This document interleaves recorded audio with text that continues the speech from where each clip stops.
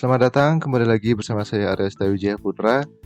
Kali ini kita akan membahas tentang separasi pada teknologi pangan, yaitu filtrasi, sentrifugasi, dan kristalisasi.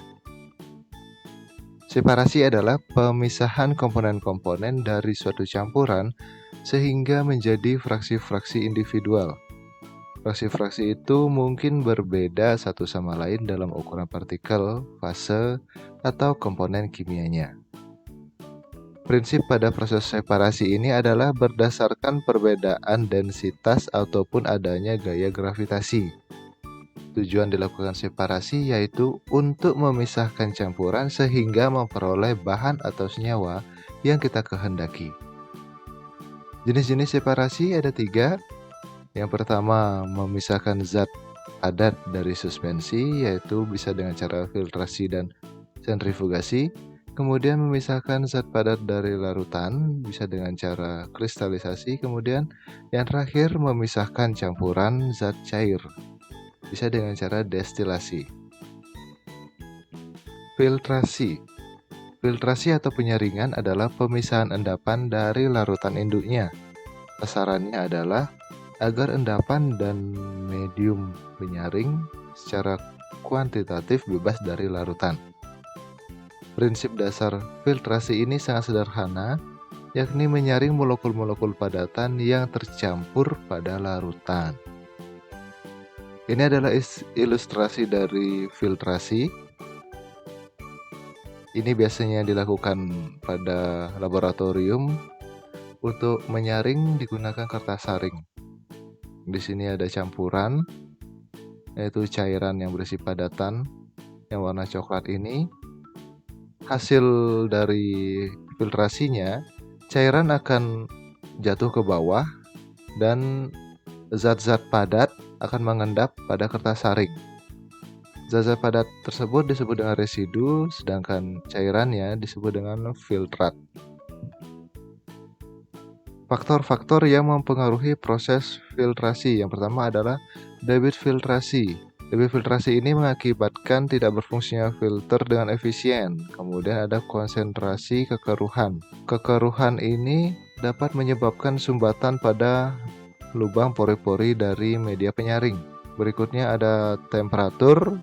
Adanya perubahan temperatur mengakibatkan massa jenis, viskositas kinematis, dan absolut dalam air mengalami perubahan sehingga terdapat perbedaan ukuran partikel yang akan disaring. Yang keempat, kedalaman ukuran media dan material. Tebal tipisnya media menjadi penentu lamanya aliran dan daya saring. Dan yang terakhir adalah tinggi muka air yang ada di atas media serta kehilangan tekanan. Kondisi tinggi permukaan air yang ada di atas media menjadi pengaruh pada besarnya debit maupun laju filtrasi dalam media. Berikut adalah contoh-contoh alat filtrasi. Yang pertama ada mesin filtrasi ini. Mesin ini biasa digunakan dalam proses pengolahan wine. Kemudian ada penyaringan, ini biasa kita gunakan di dapur.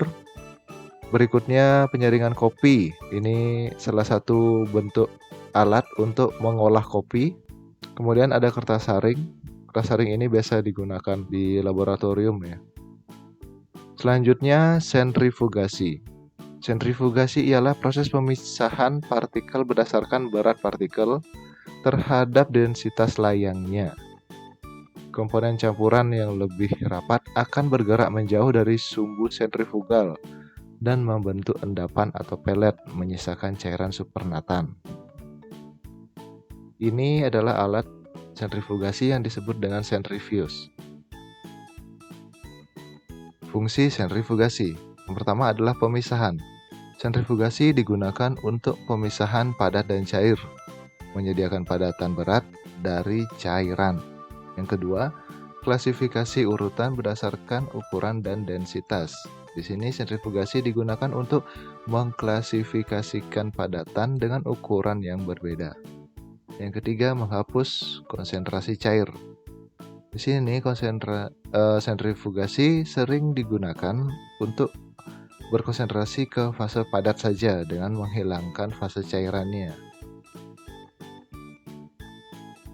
Mekanisme kerja sentrifugasi. Jadi, campuran yang ingin dipisahkan antara padatan dengan cairannya dimasukkan ke dalam alat centrifuge.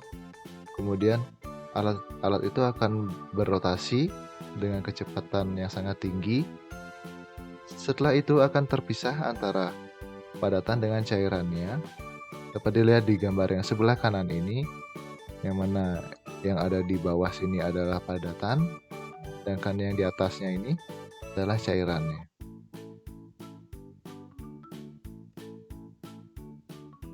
Alat industri pangan yang menganut sistem sentrifugasi, yaitu adalah spinner.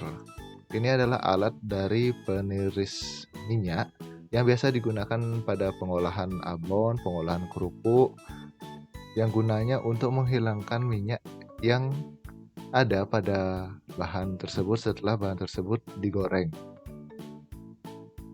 Cara kerjanya adalah bahan dimasukkan, kemudian mesin ini akan berotasi, kemudian minyak-minyak akan keluar dari bahan makanan tersebut, dan makanan tersebut akan memiliki kadar minyak yang sedikit.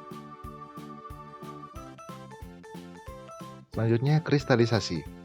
Kristalisasi merupakan teknik pemisahan kimia antara bahan padat cair di mana terjadi perpindahan massa dari suatu zat terlarut dari sebuah cairan ke fase kristal padat. Pemisahan secara kristalisasi dilakukan untuk memisahkan zat padat dari larutannya dengan jalan menguapkan pelarutnya. Zat padat tersebut dalam keadaan lewat jenuh akan membentuk kristal. Kristal-kristal dapat terbentuk bila uap dari partikel yang sedang mengalami sublimasi menjadi dingin. Dan selama proses kristalisasi, hanya partikel murni yang akan dapat mengkristal. Di sini contohnya adalah garam dan gula pasir. Macam-macam kristalisasi. Yang pertama, kristalisasi penguapan. Kristalisasi penguapan dilakukan jika zat yang akan dipisahkan tahan terhadap panas dan titik bekunya lebih tinggi daripada titik-titik pelarut. Kristalisasi pendinginan. Yang kedua, kristalisasi ini dilakukan dengan cara mendinginkan larutan.